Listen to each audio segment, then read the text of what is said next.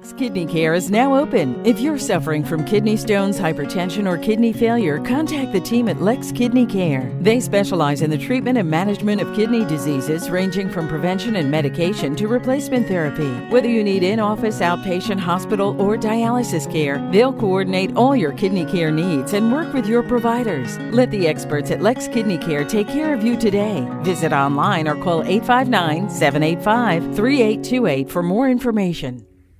My name is Dr. Afenya and I work with LEX Kidney Care.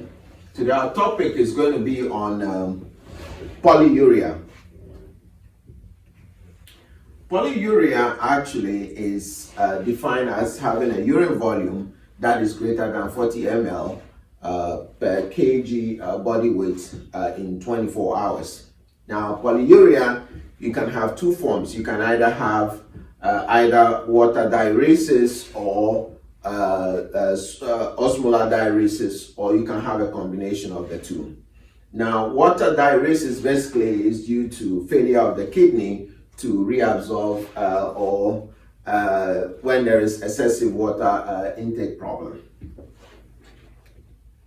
So, what is the physiological step involved in free water reabsorption? So, one, you can have either salt and water delivery that is to the thick ascending lumen that is malfunctioning, or you have the nephron that is having problem in terms of impermeability to water. Intraluminal free water is absorbed when sodium chloride is reabsorbed, but not water.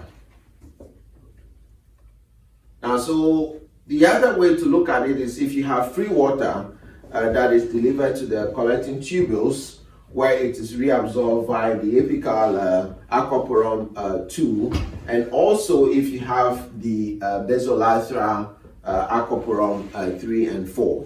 And this aquaporin 2 regulation can happen when ADH binds to the receptor and activate what we call the adenine cyclase via the G protein to produce what we call the CAMP. Now, what are the factors that limit effective water reabsorption?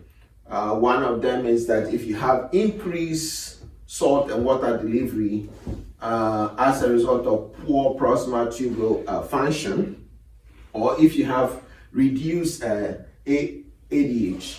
Now, this reduced ADH is very common in situations like central diabetes insipidus, or sometimes in pregnancy. In pregnancy, your placenta can produce what we refer to as the vasopressinase. And vasopressinase production would degrade or destroy the ADH that you need in water retention.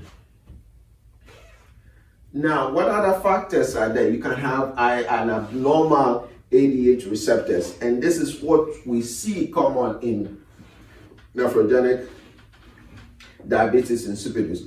Remember, we have two kinds of diabetes insipidus. You can have either the central diabetes insipidus, or you can have the nephrogenic. And now we are talking about the nephrogenic.